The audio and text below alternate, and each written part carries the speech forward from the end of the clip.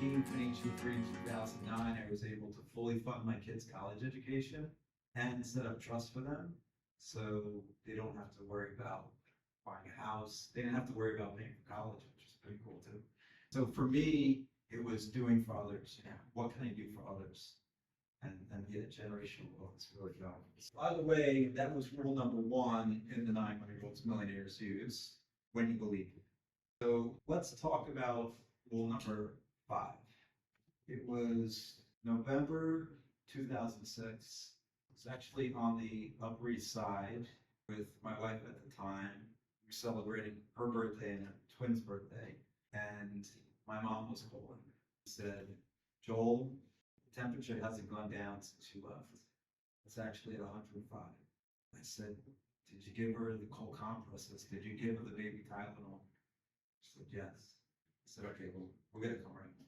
So, as I mentioned, we live in Westchester. It's about an hour away, and I don't actually remember that hour because I was just full of fear and worry.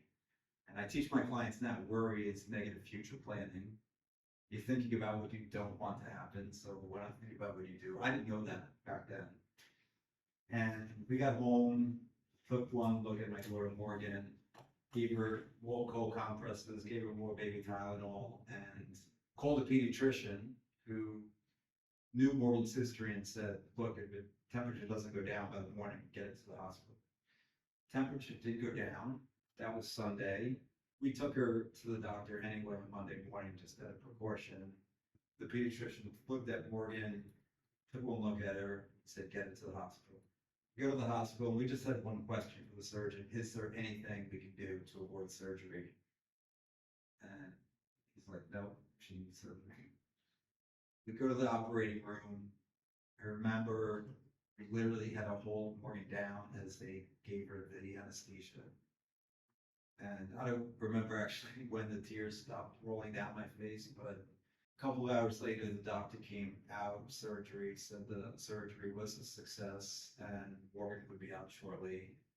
And then she came out, the tears started rolling again because she was still hooked up to the IV and all the wires.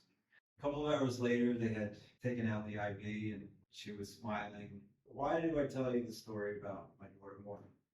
Because today she's 19 years old. I am extremely grateful for having a very healthy, happy, intelligent, caring, beautiful daughter Morgan. So, who could you be grateful for?